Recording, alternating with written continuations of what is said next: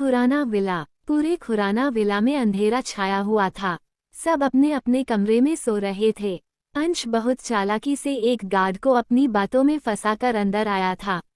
उसने तो उस गार्ड को डायरेक्ट कह दिया था कि वो यहाँ अपनी फ्यूचर वाइफ से मिलने आया है, उसे अंदर जाने दे, वरना जब उसकी और ट्विंकल की शादी हो जाएगी तब वो उसे नौकरी से निकाल देगा। उसके ये कहने पर भी गार्ड उसे अंदर नहीं जाने दे रहा था, पर फिर अंश ने उसे प्यार की पट्टी पढ़ाई और किसी तरह अपनी बातों में उलझाकर अंदर आ गया। फिलहाल वो हॉल में खड़ा चारों तरफ देख रहा था। उसने अपना फोन निकाला और उसकी फ्लैश लाइट ऑन कर सीढ़ियों से ऊपर चला गया। ऊपर आने के बाद उसने अपना फोन पॉकेट में रख लिया ताकि कोई उसे देख न पाए। ऊपर कई सारे कमरे थे और उसे ट्विंकल का कमरा पता नहीं था। उसने एक कमरा खोलकर देखा जो खाली था। शायद वो शिवा का कमरा था और शिवा तो इस वक्त शिवी के साथ था। अंश ने खाली कमरे को देखकर वापस डोर बंद कर दिया। फिर उसने एक दूसरे कमरे को खोला जिसमें सीड और चिया बेड पर सो रहे थे। उन्हें देख अंश ने फिर से डोर लॉक कर दिया। फिर उसे याद आया कि आज सुबह ट्विंकल उसे एक बालकनी से देख रही थी। उसने फिर से चारों तरफ नजरें दौड़ाई और एक कमरे में अंदाजा लगाते हुए घुस गया। किस्मत से वो कमरा ट्विंकल का ही निकला। वो बेड पर अपने टेडी को हग किए सो रही थी। उसके रूम में येलो डिम लाइट जल रहा था जिसकी रोशनी में वो और ज्यादा खूबसूरत लग रही थी। अंश उसे देख खुश हो गया था। उसने धीरे से डोर वापस बंद किया और फिर अपना डेनिम जैकेट निकालकर सोफे पर रख दिया। फिर वो ट्विंकल के पास गया और उसे खड़ा होकर देखने लगा। पहले तो उसे देख वो बहुत खुश था, पर फिर एकदम से उसकी हंसी गायब हो गई और वो कुछ सोचते हुए खुद से ही बोला, ये तो सो रही है, अब मैं यहाँ क्या करूँ? फिल्मों के हिसाब से तो इसे जगा होना चाहिए था, पर ये तो सो रही है। फिर उसने खुद को ही डांटते हुए कहा, मैं भी ना, कोई बात नहीं, सो रही है तो क्या, मेरी ही तो है, मैं भी इसके साथ ही सो जाता हूँ। वो भी उसके बगल में जाकर लेट गया और अपनी आंखें बंद कर ली। उसे नींद नहीं आ रही थी जिस वजह से वो बार बार करवट बदलने लगा था। उसके बार बार करवट बदलने से ट्विंकल की नींद खराब होने लगी थी। वो भी उसके तरफ पलट गई और उसके सीने पर हाथ रख लिया। अंश की तो सांसें ही अटक गई थी। एक पल को उसे लगा जैसे ट्विंकल जाग गई हो। उसने सिर नीचे कर ट्विंकल की बंद आंखें देखी तो फिर चैन की सांस ली और उसे अच्छे से अपनी बाहों में भरकर सोने लगा। ट्विंकल इतनी भी गहरी नींद में नहीं थी। उसे महसूस हो गया था कि किसी ने उसे अपनी बाहों में भर रखा है। उसने धीरे से अपनी एक आंख खोली तो सामने अंश का हैंडसम और चार्मिंग चेहरा देखकर दंग रह गई। तुम, चिल्लाते हुए वो एकदम से उठकर बैठ गई। उसके चिल्लाने पर अंश की भी आंखें खुल गई थी। वो भी उठकर बैठ गया और उसे देखते हुए बोला, क्या हुआ तुम्हें? मैं सो रहा हूँ, न सोने दो मुझे। ट्विंकल उसकी बात पर उसे घूरते हुए बोली, हाँ तो सो जाना, पर अपने रूम में, मेरे रूम में क्या कर रहे हो? अंश मुस्कुराते हुए बोला, मैं तो यहाँ तुम्हारे साथ रोमांस करने आया था, पर तुम सो रही थी इसलिए तुम्हें डिस्टर्ब नहीं किया और मैं भी सोने लगा। ट्विंकल आंखें छोटी कर बोली, मेरे बेड पर क्यों सो रहे थे? तुम्हें वहाँ सोफा नहीं दिखा था क्या? अंश मुंह बनाकर बोला, मैं सोफे पर कैसे सोता, मुझे आदत नहीं है, और वैसे भी कल को तो ये बेड भी मेरा ही होने वाला है, तुम भी मेरी ही होने वाली हो, तो मैं यहाँ सो ही सकता हूँ, क्यों है ना? ट्विंकल को उसकी बात पर शर्म आने लगी थी। उसके होठों पर मुस्कान आ गई थी, पर वो खुद पर कंट्रोल करते हुए बोली, किसने कहा कि मैं तुम्हारी होने वाली हूँ? दिन में ख्वाब देखना छोड़ दो मिस्टर अंश।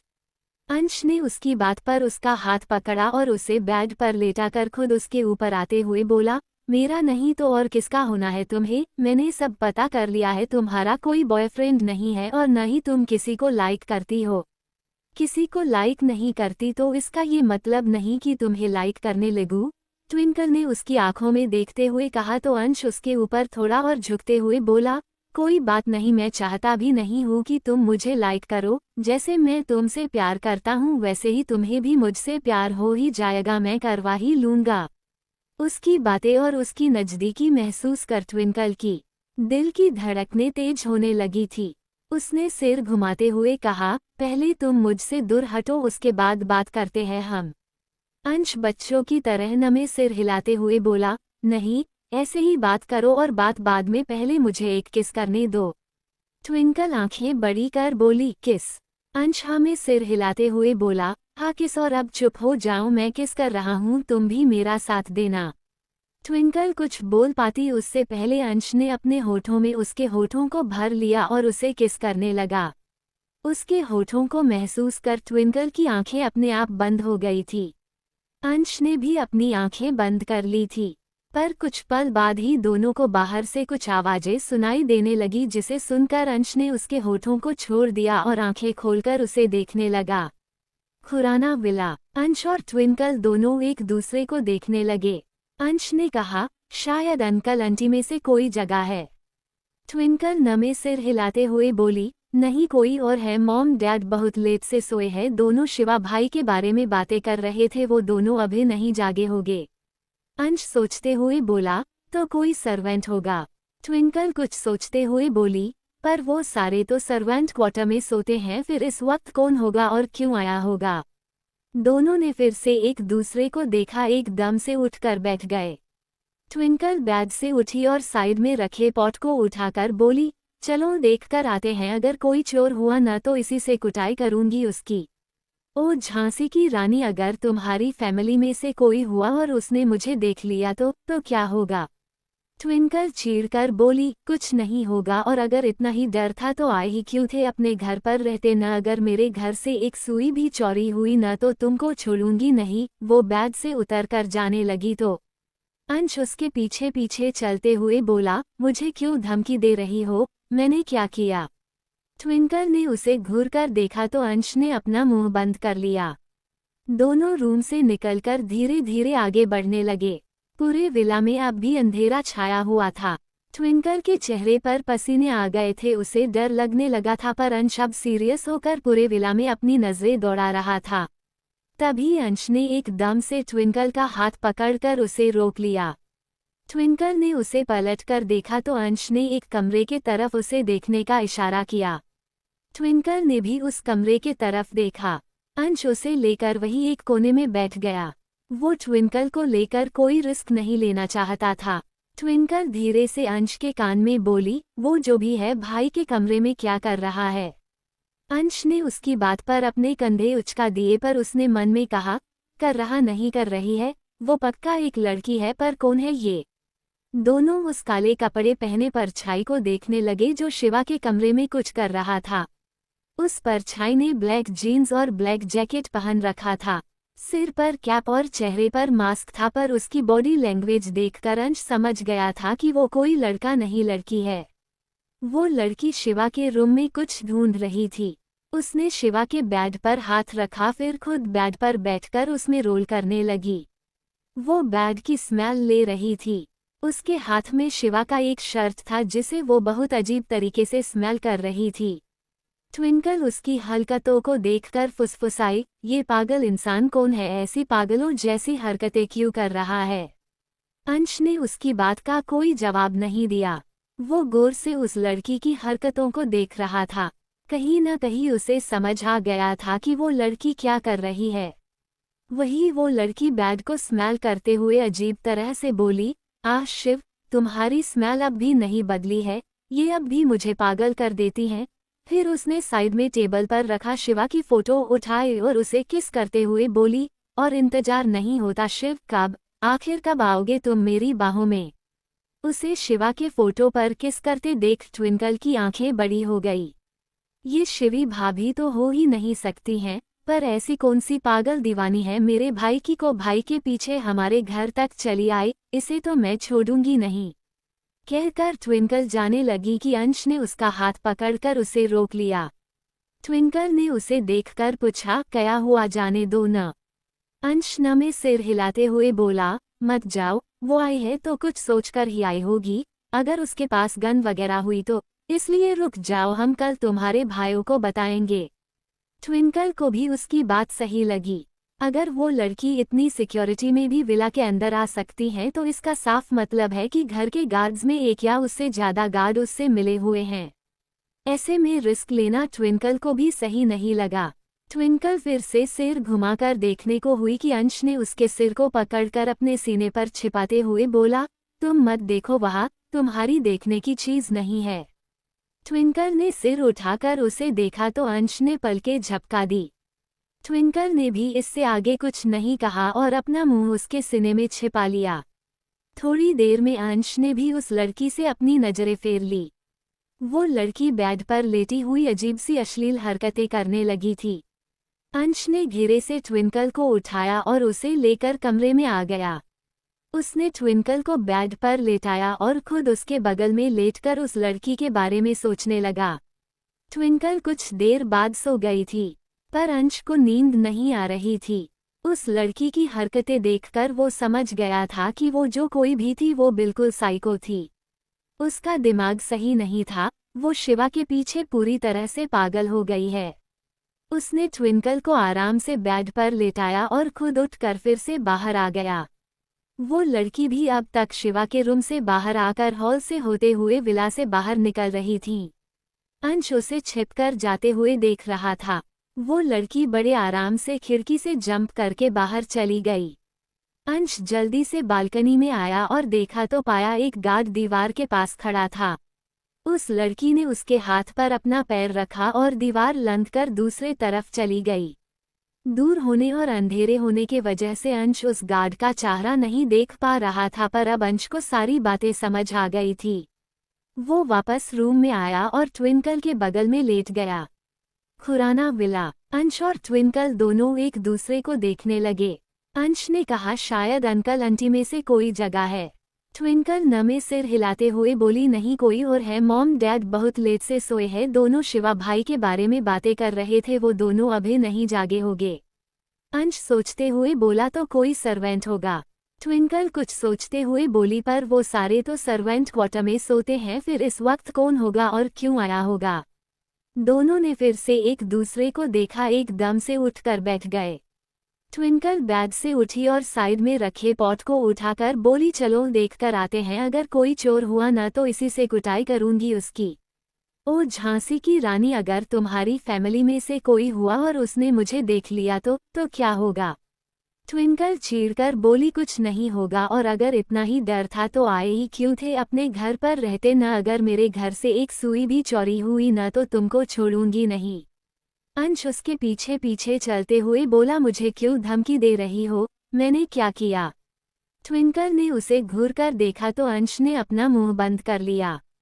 दोनों रूम से निकलकर धीरे धीरे आगे बढ़ने लगे। पूरे विला में अब भी अंधेरा छाया हुआ था। ट्विंकल के चेहरे पर पसीने आ गए थे, उसे डर लगने लगा था, पर अंश अब सीरियस होकर पूरे विला में अपनी नजरें दौड़ा रहा था। तभी अंश ने एकदम से ट्विंकल का हाथ पकड़कर उसे रोक लिया। ट्विंकल ने उसे पलटकर देखा तो अंश ने एक कमरे के तरफ उसे देखने का इशारा किया। ट्विंकल ने भी उस कमरे के तरफ देखा। अंश उसे लेकर वहीं एक कोने में बैठ गया। वो ट्विंकल को लेकर रिस्क नहीं लेना चाहता था। ट्विंकल धीरे से अंश के कान में बोली, वो जो भी है भाई के कमरे में क्या कर रहा है। अंश ने उसकी बात पर अपने कंधे उचका दिए, पर उसने मन में कहा, कर रहा नहीं कर रही है, वो पक्का एक लड़की है, पर कौन है ये। दोनों उस काले कपड़े पहने परछाई को देखने लगे जो शिवा के कमरे में कुछ कर रहा था। उस परछाई ने ब्लैक जीन्स और ब्लैक जैकेट पहन रखा था। सिर पर कैप और चेहरे पर मास्क था, पर उसकी बॉडी लैंग्वेज देखकर अंश समझ गया था कि वो कोई लड़का नहीं लड़की है। वो लड़की शिवा के रूम में कुछ ढूंढ रही थी। उसने शिवा के बेड पर हाथ रखा, फिर खुद बेड पर बैठकर उसमें रोल करने लगी। वो बेड की स्मेल ले रही थी। उसके हाथ में शिवा का एक शर्ट था जिसे वो बहुत अजीब तरीके से स्मेल कर रही थी। ट्विंकल उसकी हरकतों को देखकर फुसफुसाई, ये पागल इंसान कौन है, ऐसी पागलों जैसी हरकतें क्यों कर रहा है। अंश ने उसकी बात का कोई जवाब नहीं दिया। वो गौर से उस लड़की की हरकतों को देख रहा था। कहीं न कहीं उसे समझ आ गया था कि वो लड़की क्या कर रही है। वही वो लड़की बेड को स्मेल करते हुए अजीब तरह से बोली, शिव, तुम्हारी स्मेल अब भी नहीं बदली है, ये अब भी मुझे पागल कर देती हैं। फिर उसने साइड में टेबल पर रखा शिवा की फोटो उठाई और उसे किस करते हुए बोली, और इंतजार नहीं होता शिव, कब आओगे तुम मेरी बाहों में। उसे शिवा के फोटो पर किस करते देख ट्विंकल की आंखें बड़ी हो गई। ये शिवी भाभी तो हो ही नहीं सकती हैं, पर ऐसी कौन सी पागल दीवानी है मेरे भाई की को भाई के पीछे हमारे घर तक चली आई, इसे तो मैं छोड़ूंगी नहीं, कहकर ट्विंकल जाने लगी कि खुराना विला। पूरे खुराना विला में अंधेरा छाया हुआ था।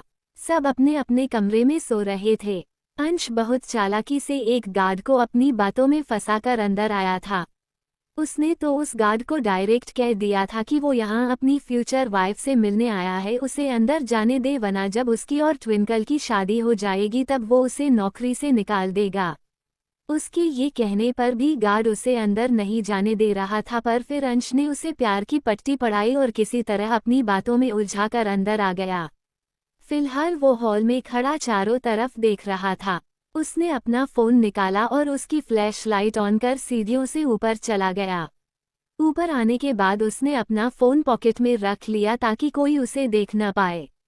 ऊपर कई सारे कमरे थे और उसे ट्विंकल का कमरा पता नहीं था। उसने एक कमरा खोलकर देखा जो खाली था। शायद वो शिवा का कमरा था और शिवा तो इस वक्त शिवी के साथ था। अंश ने खाली कमरे को देखकर वापस डोर बंद कर दिया। फिर उसने एक दूसरे कमरे को खोला जिसमें सीड और चिया बेड पर सो रहे थे। उन्हें देख अंश ने फिर से डोर लॉक कर दिया। फिर उसे याद आया कि आज सुबह ट्विंकल उसे एक बालकनी से देख रही थी। उसने फिर से चारों तरफ नजरें दौड़ाई और एक कमरे में अंदाजा लगाते हुए घुस गया। किस्मत से वो कमरा ट्विंकल का ही निकला। वो बेड पर अपने टेडी को हग किए सो रही थी। उसके रूम में येलो डिम लाइट जल रहा था जिसकी रोशनी में वो और ज्यादा खूबसूरत लग रही थी। अंश उसे देख खुश हो गया था। उसने घेरे से डोर वापस बंद किया और फिर अपना डेनिम जैकेट निकालकर सोफे पर रख दिया। फिर वो ट्विंकल के पास गया और उसे खड़ा होकर देखने लगा। पहले तो उसे देख वो बहुत खुश था, पर फिर एकदम से उसकी हंसी गायब हो गई और वो कुछ सोचते हुए खुद से ही बोला, ये तो सो रही है, अब मैं यहाँ क्या करूँ? फिल्मों के हिसाब से तो इसे जगा होना चाहिए था, पर ये तो सो रही है। फिर उसने खुद को ही डांटते हुए कहा, मैं भी ना, कोई बात नहीं, सो रही है तो क्या, मेरी ही तो है, मैं भी इसके साथ ही सो जाता हूँ। वो भी उसके बगल में जाकर लेट गया और अपनी आंखें बंद कर ली। उसे नींद नहीं आ रही थी जिस वजह से वो बार बार करवट बदलने लगा था।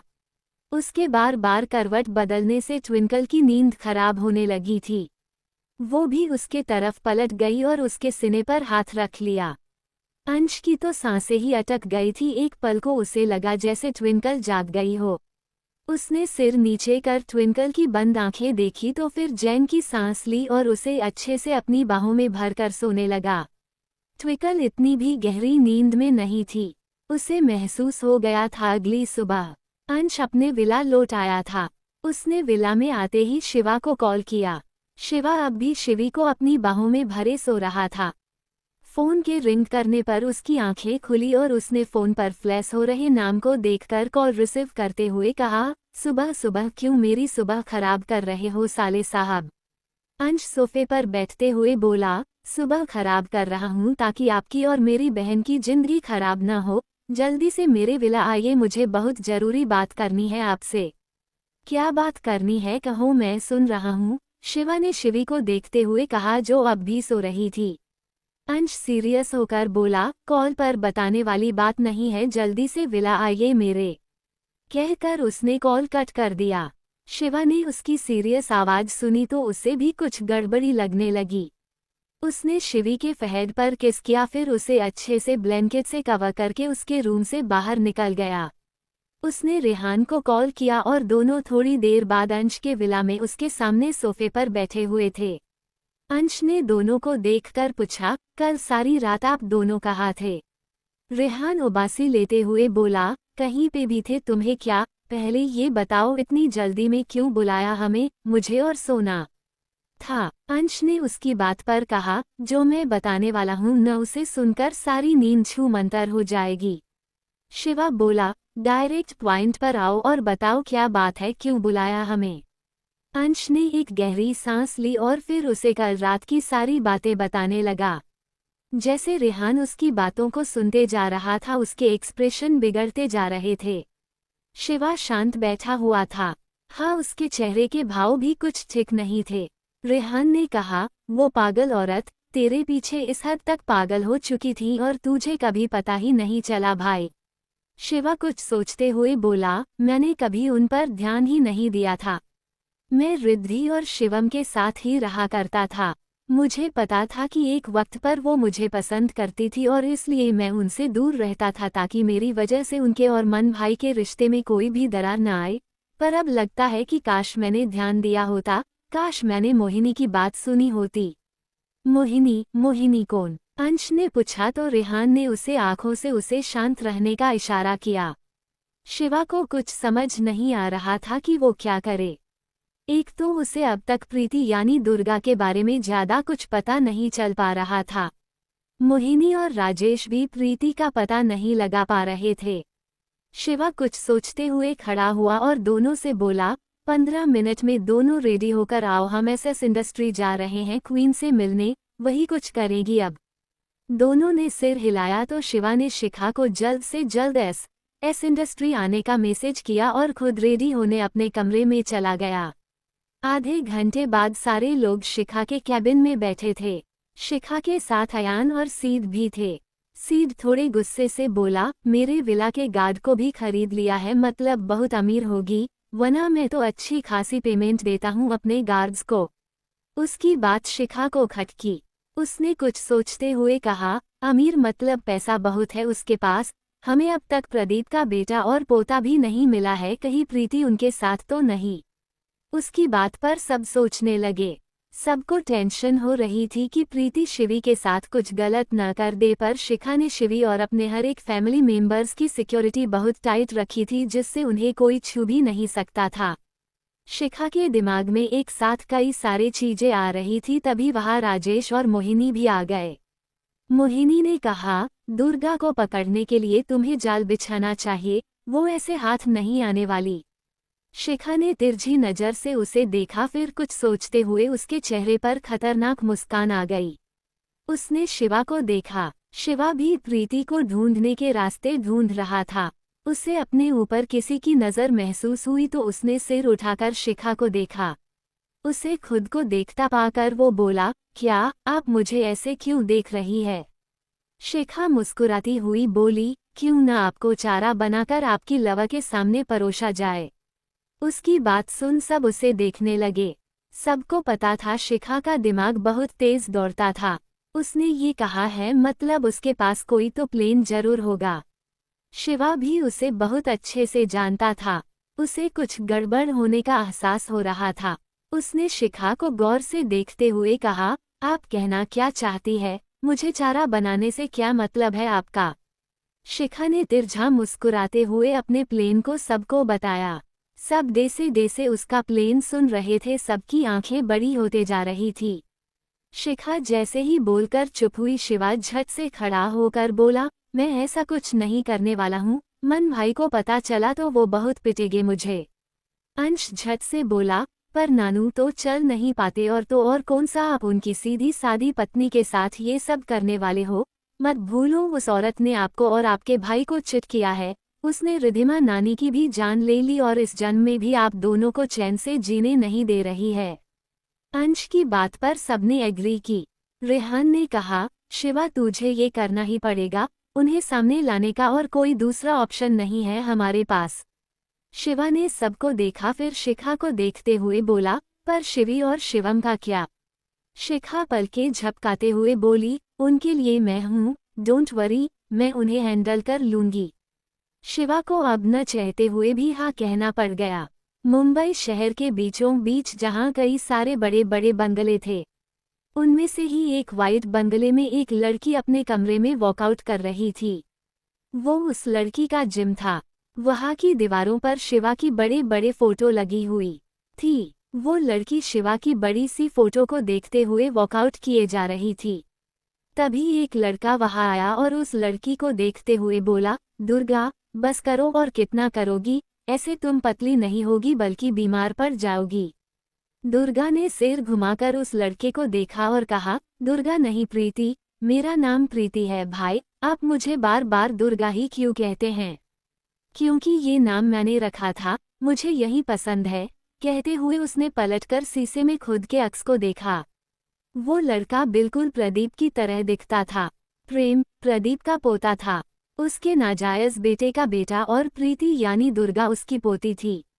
किस्मत ने दोबारा सबको भेजा था। शायद पिछले बार कुछ छूट गया था जिसे पूरा करने ये सारे लोग वापस आ गए थे।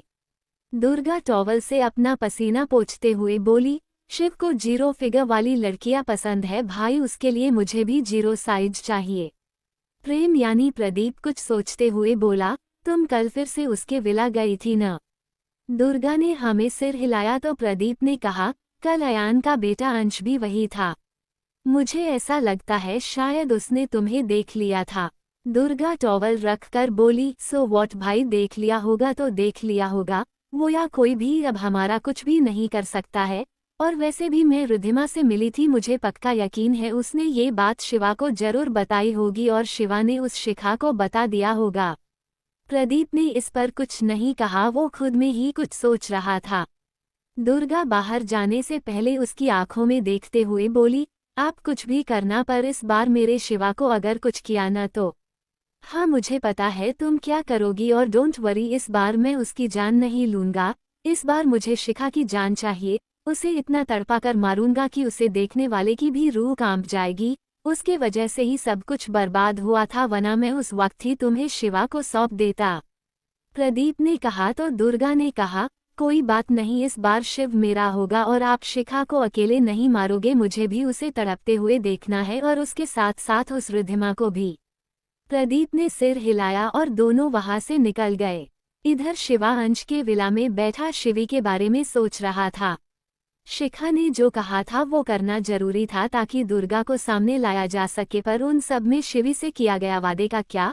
शिवा अपना वादा तोड़ना नहीं चाहता था, पर उसके पास कोई दूसरा चारा भी नहीं था। रेहान वहां एप्पल खाते हुए आया और सोफे पर बैठकर बोला, इतना मत सोच मेरे भाई, क्वीन पर यकीन रख, वो तेरी शिवी को तुझसे दूर नहीं जाने देगी। अंश भी वहां अंगूर लेकर आया और सोफे पर किसी राजा की तरह लेटकर अंगूर खाते हुए बोला, और नहीं तो क्या वो क्वीन है? शिखा शर्मा, खुद पर नहीं तो उन पर तो यकीन रखो ही रखो, वो कुछ गलत नहीं होने देगी। किसी ने उसकी बातों पर कोई जवाब नहीं दिया तो अंश फिर से बोला, वैसे जीजा जी लगता है लड़कियां आपकी कुछ ज्यादा ही दीवानी थी, पर मुझे एक बात समझ नहीं आई, उन लड़कियों ने ऐसा भी खास देख लिया था आप में? छोटी नानी, बड़ी नानी और मोहिनी। मोहिनी? वैसे ये मोहिनी कौन है? एल अंश ने पूछा, पर अब भी किसी ने उसे कोई जवाब नहीं दिया। शिवा और रेहान उसकी बातों को ऐसे इग्नोर कर रहे थे जैसे वो वहां एग्जिट ही नहीं करता हो। अंश ने उनके चुप रहने पर घूरकर उन्हें देखा, फिर खुद से ही बातें करते हुए बोला, वैसे मोहिनी मतलब मन मोह लेने वाली, नाम से ही मालूम होता है कि वो कितनी ज्यादा खूबसूरत थी। ये ना बताऊं ना क्या, वो सच में बहुत खूबसूरत थी। इस बार शिवा ने कहा, हाँ मोहिनी बहुत खूबसूरत थी, सिर्फ चेहरे से ही नहीं बल्कि दिल से भी मोहिनी बहुत खूबसूरत थी। अंश उसकी बात पर तुरंत बोला, मुझे भी देखना है मोहिनी को, आई वॉन्ट टू सी हर। रेहान ने अपने फोन में नजर गड़ाए कहा, देखना है तो आवाज लगाओ उन्हें, वो यहीं हमारे आसपास रहती हैं, तुम्हारी विश जरूर पूरी करेगी वो। अंश उसकी बात पर तुरंत उठकर सीधा बैठ गया और उसे मना करते हुए बोला, नहीं नहीं, मैं तो बस ऐसे ही बोल रहा था, मुझे नहीं देखना उन्हें, मेरे पास मेरी जाने जहान है तो मैं क्यों किसी और को देखूं, मैं तो सिर्फ अपनी जाने जहान को देखूंगा। अंश की बात सुन शिवा और रेहान दोनों सीरियस होकर बोले, जाने जहान कौन है? तुमने गर्लफ्रेंड कब बना ली? अंश ने उनकी बात सुन दांतों तले जीभ काट ली थी। अब वो उन दोनों को क्या ही बताता कि वो जिसे जाने जहान कहता है वो तो उन दोनों की बहन ही है। अंश अच्छे से जानता था दोनों का दिमाग पहले से खराब था, अब अगर अभी उसने उन्हें ट्विंकल के बारे में बताया तो वो बहुत कुटा जाएगा। वो सोफे से खड़ा होकर बोला, है कोई जिससे मुझे सच्चा वाला प्यार हो गया है? आप दोनों टेंशन मत लो, जल्दी ही आप दोनों को मेरी जाने जहान से मिलवा दूंगा। वो अब जल्द से जल्द वहां से निकल जाना चाहता था, इसलिए वो वहां से जाने को पलट गया, पर उसने कुछ ही कदम चले थे कि शिवा ने कहा, तुम रात के वक्त मेरे विला क्यों गए थे? अंश का विला? शिवा ने कहा, तुम रात के वक्त मेरे विला क्यों गए थे? उसका सवाल सुनते ही अंश ने अपनी आंखें मिच ली। वो अपने मन में लगभग रोते हुए बोला, अब मैं अपने होने वाले सालों को क्या बताऊं? क्यों गया था मैं? अरे मेरी जाने जहान, वही आपके विला में ही तो रहती है, उसी से मिलने गया था और क्या। रेहान ने उसके बैग को घूरते हुए कहा, क्या सोच रहे हो, बताओ क्यों गए थे वहां? आप दोनों को ही ढूंढते हुए गया था, अंश ने पलटते हुए कहा। उसकी बात पर रेहान ने कहा, क्यों, हम बच्चे थे जो तुम हमें ढूंढने आए थे, हम क्या खो गए थे? अंश दोनों को आंखें छोटी कर देखते हुए बोला, बच्चे नहीं हो, मुझे भी पता है। वैसे आप दोनों कल रात कहाँ थे? आप दोनों भतरा हाउस गए थे ना? मैं बता दूं शिवम मामा जी को कि आप दोनों वहां क्या करने गए थे? उसकी बात पर दोनों लड़कों ने उसे घूर कर देखा। ये छोटा सा लड़का उन्हें धमकी दे रहा था। अंश जल्दी से पलट गया और सीढ़ियां चढ़ते हुए मन में बोला, थैंक्स गॉड बच गया मैं, पता नहीं इन्हें पता चल जाता तो मेरा क्या करते। वो अपने कमरे में चला गया। उसके जाने के बाद रेहान ने कहा, मुझे कुछ गड़बड़ लगती है। शिवा ने भी हमें सिर हिलाते हुए कहा, मुझे भी गड़बड़ लगती है, पता करते हैं कि इसकी जाने जहान कौन है। रेहान ने भी हमें सिर हिला दिया। दूसरी तरफ शिखा ने अपना प्लेन एग्जीक्यूट करने की पूरी तैयारी कर ली थी। वो भी अच्छे से जानती थी कि अगर उसके प्लेन में थोड़ी भी गड़बड़ी हुई तो शिवी और शिवम शिवा के साथ साथ उसे भी गलत समझने लगेंगे, पर फिर भी रिस्क लेना जरूरी था। वो जल्द से जल्द सब कुछ खत्म करना चाहती थी। वो आंखें बंद किए अपनी चेयर से सिर टिकाए बैठी थी। वो कुछ सोचते हुए खुद से बोली, ससुर जी है, सासू माँ है, बड़ी सासू माँ भी है तो कही। कहते हुए उसने एकदम से अपनी आंखें खोली। उसे कहीं न अब समझ आने लगा था कि क्यों इतने सालों से ढूंढते रहने के बावजूद वो दुर्गा को ढूंढ नहीं पा रही थी। प्रदीप छिपने में बहुत माहिर था, पिछली बार भी वो पूरी दुनिया के नजरों से छिपा हुआ था। अगली सुबह अंश अपने विला लौट आया था। उसने विला में आते ही शिवा को कॉल किया। शिवा अब भी शिवी को अपनी बाहों में भरे सो रहा था। फोन के रिंग करने पर उसकी आंखें खुली और उसने फोन पर फ्लैश हो रहे नाम को देखकर कॉल रिसीव करते हुए कहा, सुबह सुबह क्यों मेरी सुबह खराब कर रहे हो साले साहब? अंश सोफे पर बैठते हुए बोला, सुबह खराब कर रहा हूँ ताकि आपकी और मेरी बहन की जिंदगी खराब ना हो। जल्दी से मेरे विला आइए, मुझे बहुत जरूरी बात करनी है आपसे। क्या बात करनी है, कहो, मैं सुन रहा हूँ, शिवा ने शिवी को देखते हुए कहा जो अब भी सो रही थी। अंश सीरियस होकर बोला, कॉल पर बताने वाली बात नहीं है, जल्दी से विला आइए मेरे। कहकर उसने कॉल कट कर दिया। शिवा ने उसकी सीरियस आवाज सुनी तो उसे भी कुछ गड़बड़ी लगने लगी। उसने शिवी के फहेड पर किस किया, फिर उसे अच्छे से ब्लैंकेट से कवर करके उसके रूम से बाहर निकल गया।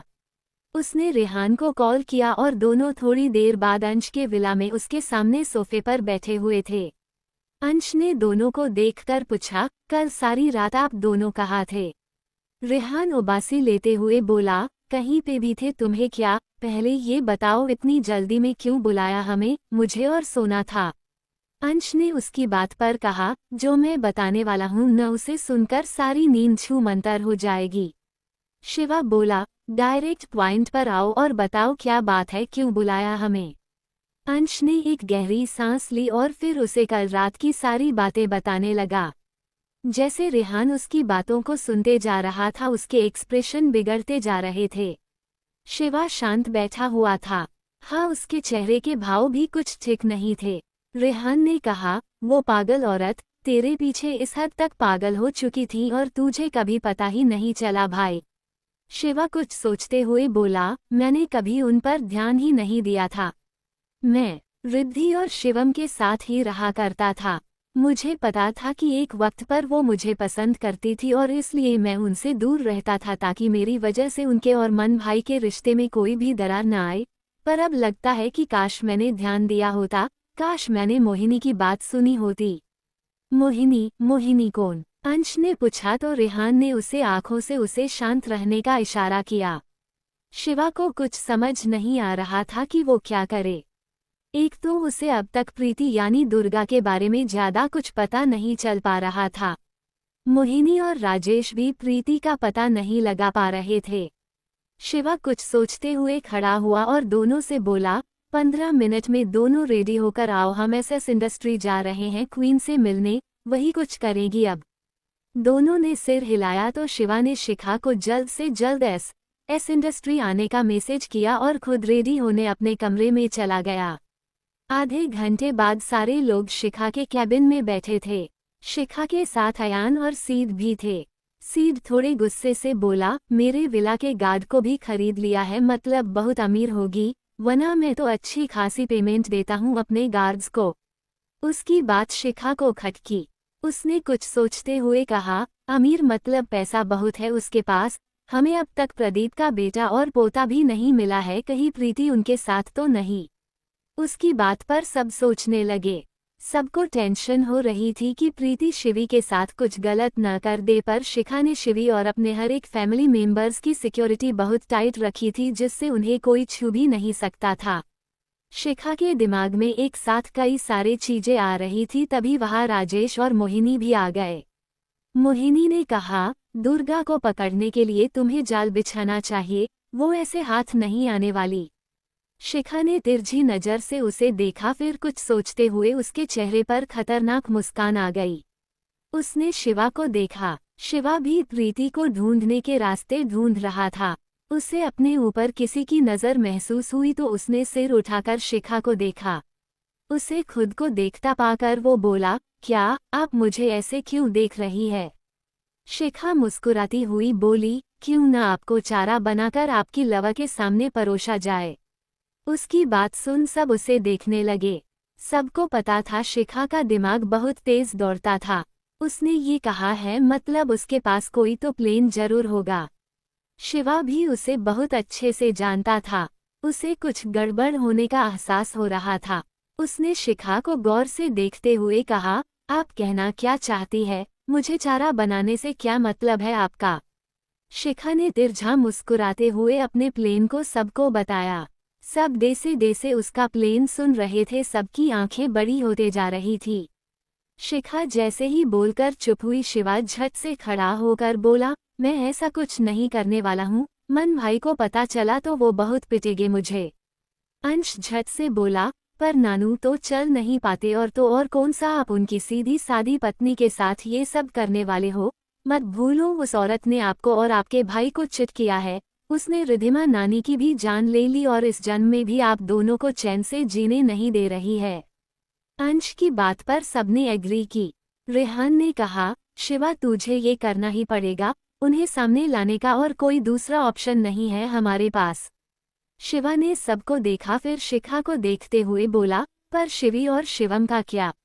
शिखा पलके झपकाते हुए बोली, उनके लिए मैं हूँ, डोंट वरी, मैं उन्हें हैंडल कर लूंगी। शिवा को अब न चाहते हुए भी कहना पड़ गया, अंश का विला। शिवा ने कहा, तुम रात के वक्त मेरे विला क्यों गए थे?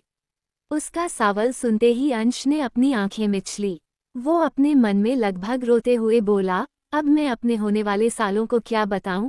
क्यों गया था मैं? अरे मेरी जाने जहान वही आपके विला में ही तो रहती है, उसी से मिलने गया था और क्या। रेहान ने उसके बैग को घूरते हुए कहा, क्या सोच रहे हो, बताओ क्यों गए थे वहां? आप दोनों को ही ढूंढते हुए गया था, अंश ने पलटते हुए कहा। उसकी बात पर रेहान ने कहा, क्यों, हम बच्चे थे जो तुम हमें ढूंढने आए थे? हम क्या खो गए थे? अंश दोनों को आंखें छोटी कर देखते हुए बोला, बच्चे नहीं हो मुझे भी पता है, वैसे आप दोनों कल रात कहाँ थे? आप दोनों भतरा हाउस गए थे ना? मैं बता दूं शिवम मामा जी को कि आप दोनों वहां क्या करने गए थे? उसकी बात पर दोनों लड़कों ने उसे घूर कर देखा। ये छोटा सा लड़का उन्हें धमकी दे रहा था। अंश जल्दी से पलट गया और सीढ़ियां चढ़ते हुए मन में बोला, थैंक्स गॉड बच गया मैं, पता नहीं इन्हें पता चल जाता तो मेरा क्या करते। वो अपने कमरे में चला गया। उसके जाने के बाद रेहान ने कहा, मुझे कुछ गड़बड़ लगती हैं। शिवा ने भी हमें सिर हिलाते हुए कहा, मुझे भी गड़बड़ लगती है, पता करते हैं कि इसकी जाने जहान कौन है। रेहान ने भी हमें सिर हिला दिया। दूसरी तरफ शिखा ने अपना प्लान एग्जीक्यूट करने की पूरी तैयारी कर ली थी। वो भी अच्छे से जानती थी कि अगर उसके प्लान में थोड़ी भी गड़बड़ी हुई तो शिवी और शिवम शिवा के साथ साथ उसे भी गलत समझने लगेंगे, पर फिर भी रिस्क लेना जरूरी था। वो जल्द से जल्द सब कुछ खत्म करना चाहती थी। वो आंखें बंद किए अपनी चेयर से सिर टिकाए बैठी थी। वो कुछ सोचते हुए खुद से बोली, ससुर जी है, सासू माँ है, बड़ी सासू माँ भी है तो कही। कहते हुए उसने एकदम से अपनी आंखें खोली। उसे कहीं न अब समझ आने लगा था कि क्यों इतने सालों से ढूंढते रहने के बावजूद वो दुर्गा को ढूंढ नहीं पा रही थी। प्रदीप प्रदीप छिपने में बहुत माहिर था। पिछली बार भी वो पूरी दुनिया के नज़रों से छिपा हुआ था और किसी को भी उसके बारे में भनक तक नहीं लगी थी। प्रदीप के बारे में सोचते हुए शिखा गुस्से से लाल होने लगी थी। उसने जल्दी से सीड को कॉल किया और उसे अपने केबिन में आने को कहा। कुछ देर बाद ही सीड उसके सामने बैठा हुआ था। शिखा अपने लैपटॉप में कुछ कर रही थी। वो बोली, सीड, मुंबई के सारे बड़े विला, बंगले और मैंशन में कौन रहता है पता करो और जहां भी तुम्हें थोड़ा भी डाउट हो तो मुझे इन्फॉर्म करो। सीड कुछ सोचते हुए बोला, पर बेबी मुंबई में तो बहुत सारे विला, बंगले और मैंशन है, ऐसे में मैं कैसे क्या करूँगा। शिखा ने उसे देखते हुए कहा, वो सब मैं नहीं जानती, जितना कहा है वो करो। दुर्गा किसी छोटे घर में नहीं रह सकती है, उसे बड़े घर में रहने की आदत है।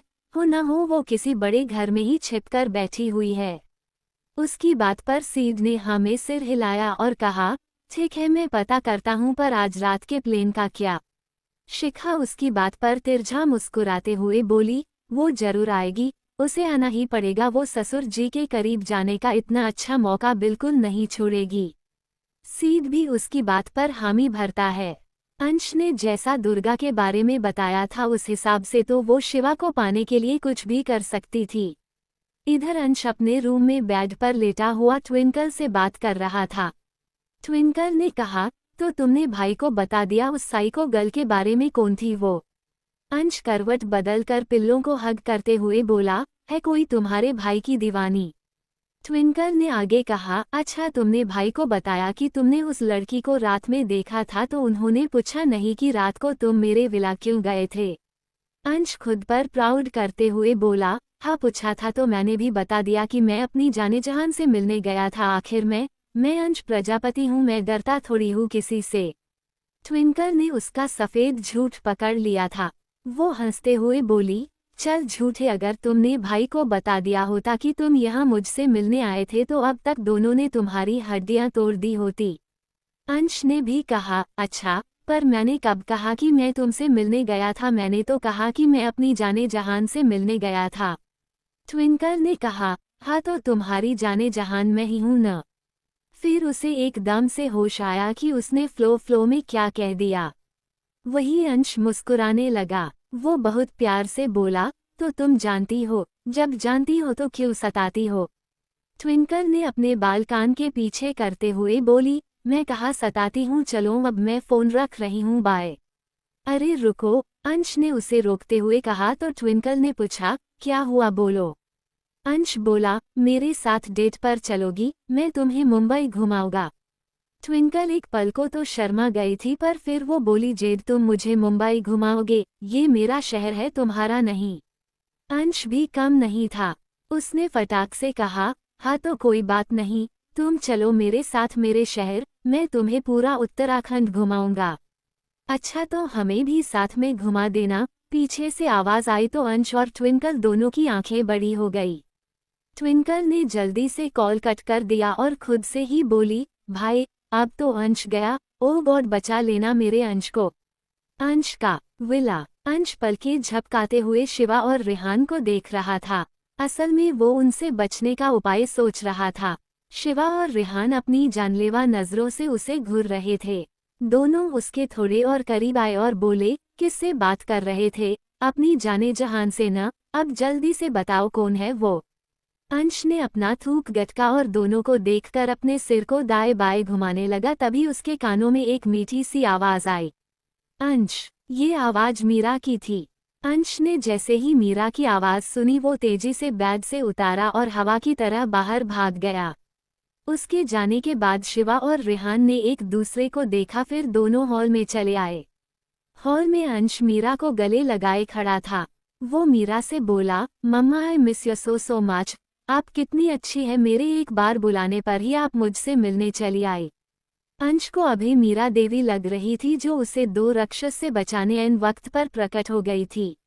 शिवा और रेहान उसकी बात सुन उसे घूरने लगे। दोनों समझ गए थे कि मीरा को अंश ने ही बुलाया है और बुलाया भी उसने ही था। वो कोई रिस्क नहीं लेना चाहता था, इसलिए जब सुबह शिवा और रेहान ने उससे उसकी जाने जहान के बारे में पूछा था तभी उसने अपने दिमाग का इस्तेमाल किया और रूम में आकर सीधे मीरा को मिलने के लिए अपने विला बुला लिया। मीरा उसके गाल सहलाते हुए बोली, इतनी याद आती है मेरी तो यहाँ क्यों रहते हो, चलो भत्रा हाउस में ही रहना। पता है आज शिवी ने सबको बुलाया है, वो हम सबको किसी से मिलवाना चाहती हैं।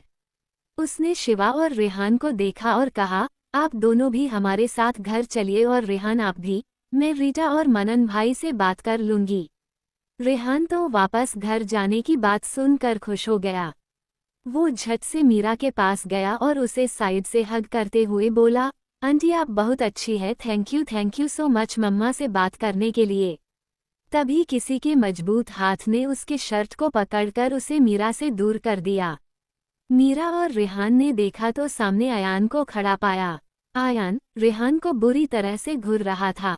रेहान उसके इस तरह घूरने से सकपका गया। वो अपने दांत चमकाते हुए बोला, अंकल मैं तो बस आंटी को थैंक्स कह रहा था और कुछ भी नहीं ही। अयान ने उसे उसके शर्ट को झटका तो रेहान 4 कदम पीछे होकर शिवा के बगल में जाकर खड़ा हो गया।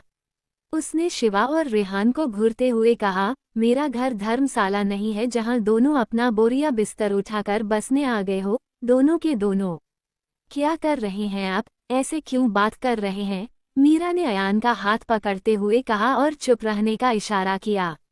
शिवा और रेहान दोनों ने अपनी नजरें झुका ली थी। दोनों दुनिया के सबसे शरीफ लड़के लग रहे थे। अयान ने कहा, मीरा तुम अंश के साथ भत्रा हाउस जाओ, मैं इन दोनों के साथ आता हूँ। अयान की बात सुनते ही शिवा और रेहान ने झट से अपनी मुंडी उठाई और अयान को देखकर मीरा के पास जाकर खड़े हो गए। अयान पिछली बार का सारा बदला शिवा से वसूल करता था और बेचारा शिवा इस बार छोटा था, इसलिए वो सबके सामने कुछ बोल नहीं पाता था। मीरा ने दोनों की शकल देखी जो रोने वाली बनी हुई थी। उसने अयान से कहा, मैं इन तीनों के साथ जा रही हूँ, आप आ जाना। कहते हुए उसने तीनों को इशारा किया और बाहर निकल गई। उसके पीछे पीछे शिवा और रेहान भी जल्दी से निकल लिए क्योंकि उन्हें अच्छे से पता था अयान दोनों का बोरिया बिस्तर उठाकर फेंकने वाला था। इधर शिखा अपने कार में थी, उसके साथ सीड भी था। सीड कार ड्राइव करते हुए बोला, मैं भी यही सोच रहा हूँ कि ऐसा भी किससे मिलवाना है शिवी को जो उसने हम सबको बुलाया है। शिखा कुछ सोचते हुए बोली, वो घर जाने के बाद ही पता चलेगा। सीड ने भी हाँ में सिर हिलाया और कार ड्राइव करने लगा। करीब आधे घंटे बाद सारे लोग भत्रा हाउस के हॉल में बैठे हुए थे। मनन और रोहन बुरी तरह से रेहान को घूर रहे थे। शिवा को कोई कुछ नहीं बोल सकता था क्योंकि वो तो शिवी का मंगेतर था, पर रेहान तो मानवी का कुछ भी नहीं लगता था। रोहन तो रेहान के वापस आने पर बुरी तरह से चिढ़ा हुआ था। रेहान के रहने से सबसे ज्यादा प्रॉब्लम उसे ही होती थी। ट्विंकल भी टिया के साथ आई हुई थी। शिवम, छाया, मनदीप अवध सब लोग थे। एक तरफ राजेश और मोहिनी भी खड़े थे। मानवी ने टाइम देखा और शिवी से कहा, शिवी यार कौन आने वाला है जिससे मिलवाने के लिए तूने हमको बैठा कर रखा है? उसकी बात पर शिवी ने शिवम के तरफ देखा और कहा, जो भी है बहुत स्पेशल है, सब उन्हें देखकर शॉक्ड होने वाले हैं और डैड आप तो बहुत खुश होंगे। शिवम ने उसकी बात पर घिरे से मुस्कुराकर सिर हिला दिया, पर शिखा के चेहरे पर सख्त भाव थे जैसे वो समझ गई थी कि शिवी किससे मिलवाने वाली है। तभी बाहर से कार रुकने की आवाज आई। शिवी आवाज सुनकर बाहर चली गई और थोड़ी देर बाद अपने साथ एक लड़की को लेकर आई। उस लड़की को देखकर सब वाकई शॉक्ड रह गए थे। सारे लोग खड़े हो गए और उस लड़की को देखने लगे, पर शिखा अब भी उस लड़की के तरफ पीठ किए सोफे पर बैठी हुई थी। शिवम उस लड़की को देखते हुए घिरे से बोला, बड़ी माँ। शिवम के मुंह से बड़ी माँ सुनते ही शिखा ने कसकर अपनी आंखें बंद कर ली और अपनी मुट्ठी कस ली। वही शिवा बिना किसी एक्सप्रेशन के प्रीति को देख रहा था। अंश तो मुंह खोले प्रीति को देख रहा था। प्रीति ने कैमल करल का अनारकली सूट पहन रखा था। उसके चेहरे पर मुस्कान थी। वो किसी सीधी साधी लड़की की तरह लग रही थी, पर सच में वो कैसी थी ये जानने वाले उसे बुरी तरह से घूर रहे थे। दुर्गा के प्यार में अंधा शिवम। भत्रा हाउस। सारे लोग आंखें फाड़े हैरानी से प्रीति को देख रहे थे। प्रीति भी धीमी मुस्कान लिए उन सबको देख रही थी। उसकी नज़र आखिर में शिखा पर रुक गई थी। शिखा अब तक नहीं पलटी थी। उसे देख प्रीति यानी दुर्गा मन ही मन अजीब तरह से मुस्कुराई और शिवी से प्यार से बोली, शिवी ये क्या तुम्हारी मॉम है? शिवी ने शिखा को देखा और कहा, हाँ मेरी मॉम है। मॉम देखिए तो कौन आया है। शिखा ने उसकी बात सुन एक गहरी सांस ली और सोफे से खड़ी होकर पीछे कर प्रीति को सख्त नजरों से देखने लगी। प्रीति ने उसे देख उसे एक विनिंग स्माइल पास की जिसे सिर्फ शिखा ही देख और समझ पाए। मीरा हैरानी से बोली, आप तो बिल्कुल मेरी माँ के जैसी दिखती हैं। प्रीति ने उसे देखा और मुस्कुराते हुए बोली, आई नो मुझे शिवी ने बताया था। वैसे आप में से शिवी के पापा शिवम भत्रा कौन है? प्रीति के पूछने पर सब शिवम को देखने लगे। प्रीति ने सबकी नजरें देखी फिर शिवम को देखा जो बिल्कुल शॉक्ड खड़ा था। प्रीति ने कहा, आप शिवी के पापा हैं? शिवी ने कहा था मुझे देखकर सबसे ज्यादा खुश आप होंगे पर आपको देखकर लगाता है जैसे आप शॉक्ड हो। क्या मुझे देखकर आपको खुशी नहीं हुई? शिवम ने उसकी बात सुन अपने एक्सप्रेशन ठीक किए और उसे देखने लगी। मनन ने कहा, हाँ क्योंकि भाई आपके मेरा मतलब मेरी माँ के सबसे ज्यादा करीब थे और माँ भी सबसे ज्यादा प्यार भाई को ही करती थी। वैसे आप कौन है? मैं। प्रीति ने इतना कहा ही था कि शिवम झट से आकर उसके गले लग गया। उसकी आंखें नम हो गई थीं। वो शिखा की कहीं सारी बातें भूल गया था।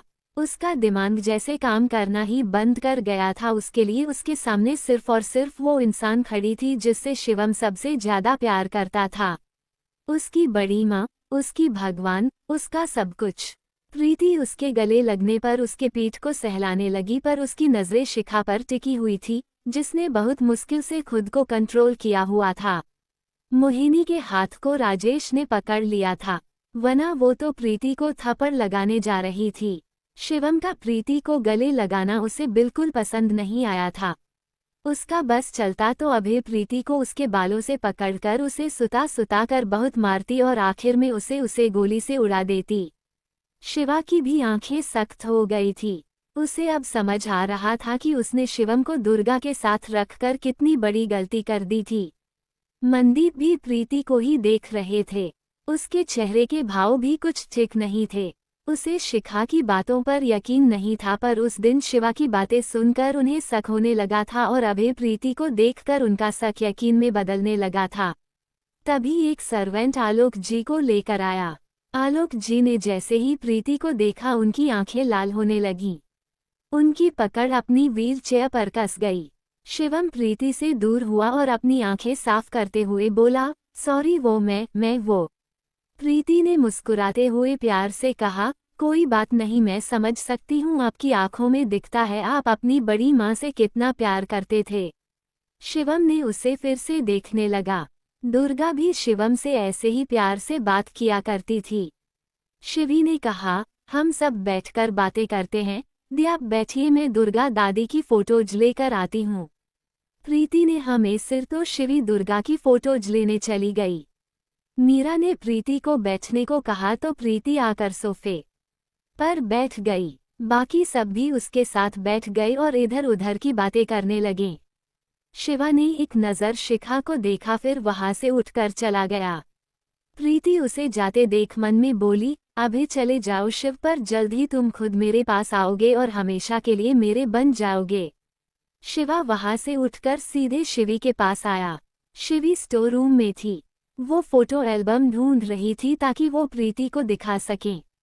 शिवा आया और पीछे से अपनी बाहों में भरते हुए बोला, क्या कर रही हो तुम? शिवी उसके तरफ पलटकर उसे एल्बम दिखाते हुए बोली, ये ढूंढ रही थी प्रीति दी को दिखाऊंगी। आपने देखा डैड को? वो शॉक्ड रह गए थे पर मुझे पता है वो प्रीति दी से मिलकर बहुत खुश होंगे। शिवा एकटक उसके चेहरे को देख रहा था। वो साफ साफ देख सकता था कि शिवी कितनी खुश थी। शिवा उसे देखते हुए मन में बोला, तुम अब भी बहुत इनोसेंट हो रिद्धि, कुछ नहीं समझती। उस इंसान को देखकर खुश हो रही हो जिसने तुमसे तुम्हारा सब कुछ छीन लिया था और एक बार फिर से तुमसे तुम्हारा सब कुछ छीनने ही आई है। शिवी ने शिवा को खुद में ही खोया हुआ देखा तो वो उसे हिलाते हुए बोली, शिवा, क्या सोच रहे हो आप भी शॉक्ड हो क्या उन्हें देखकर? शिवा धीरे से मुस्कुराया और उसके होठों पर लाइट किस करते हुए बोला, मुझे सिर्फ तुमसे मतलब है और किसी से नहीं। शिवी ने उसे कंफ्यूजन से देखा तो शिवा उसके गाल सहलाते हुए बोला, ये सब छोड़ो, जाओ जाकर उसे फोटो दिखाओ। शिवी उसका हाथ पकड़कर बोली, आप भी चलो न। शिवा ने कहा, नहीं, मुझे क्वीन से बात करनी है, तुम जाओगी तो उन्हें ऊपर आने के लिए बोलना। शिवी ने हाँ में सिर हिलाया और फिर एल्बम लेकर नीचे हॉल में आ गई। उसने आते हुए शिखा से कहा, मॉम आपको शिवा बुला रहे हैं। शिखा ने एक नज़र प्रीति को देखा फिर उठकर वहां से चली गई। शिवी उसके जाने के बाद प्रीति के साथ बैठ गई और उसे फोटोज दिखाने लगी। शिखा के जाने के बाद रेहान, आयान, अंश, अवध और सीड सब एक एक करके वहां से निकलकर शिखा के पास चले गए। राजेश भी मोहिनी को लेकर वहां से गायब हो गया। शिवा छत पर था। शिखा आई और उसके बगल में खड़ी होकर बोली, क्या सोच रहे हैं आप? अब कुछ करना है या आप भी सिर्फ तमाशा देखना? शिवा ने उसे देखा पर कुछ नहीं कहा। तब तक बाकी सब भी आ गए थे।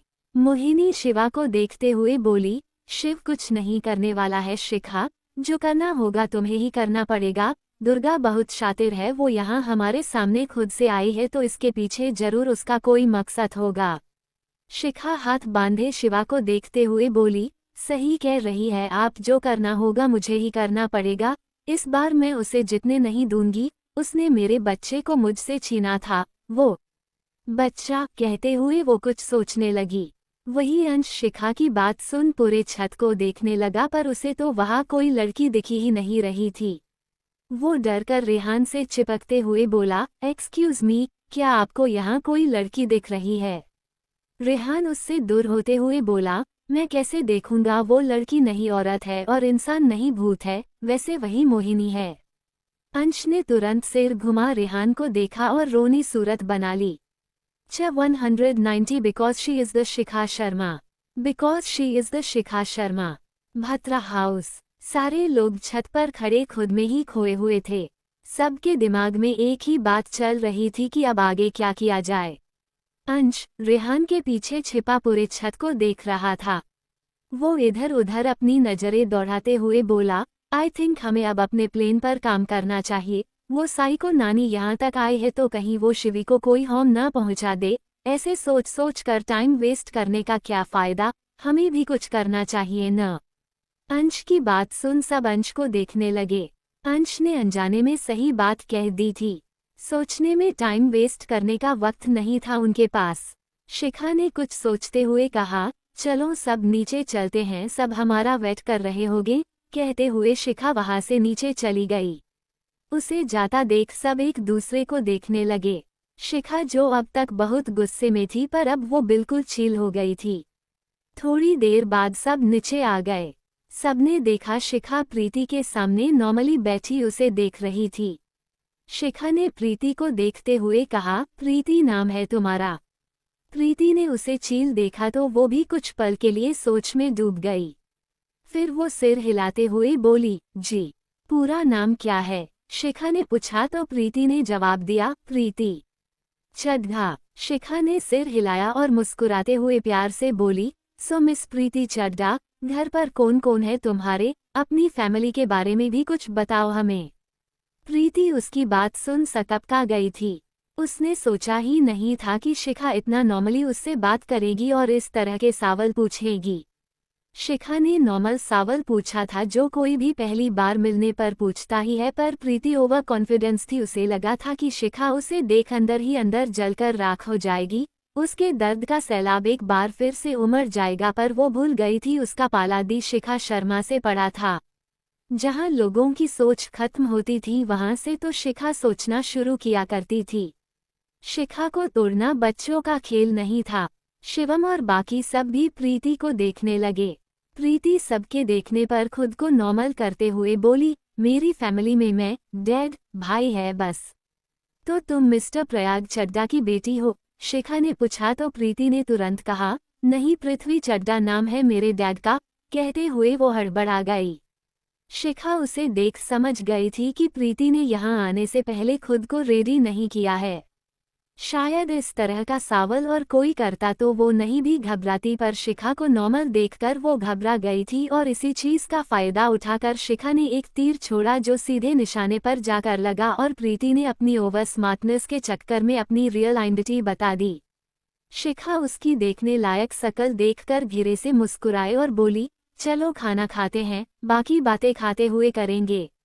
प्रीति ने हमें सिर हिलाया, फिर सबके साथ उठकर डाइनिंग टेबल पर आ गई। पर अब उसके पसीने छूटने लगे थे, उसे शिखा के साथ साथ खुद पर भी बहुत गुस्सा आ रहा था। वो जल्द जल्द यहाँ से निकलना चाहती थी। शिवम का सारा ध्यान प्रीति और शिखा पर था। शिखा आराम से खाना खा रही थी, पर प्रीति लाख कोशिश करने के बाद भी थोड़ी घबराई हुई थी। वो अपनी नजरें चुराने लगी थी जिसे शिवम अच्छे से नोटिस कर रहा था।